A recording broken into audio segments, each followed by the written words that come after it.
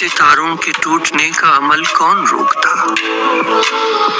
شرارے سمیٹنے کا عمل کون روکتا؟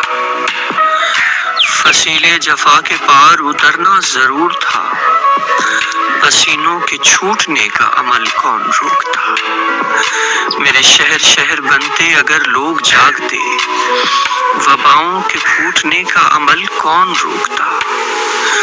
مجھے پھلنے پھولنے سے سروکار تھا اگر، میرا جسم کوٹنے کا عمل کون روکتا؟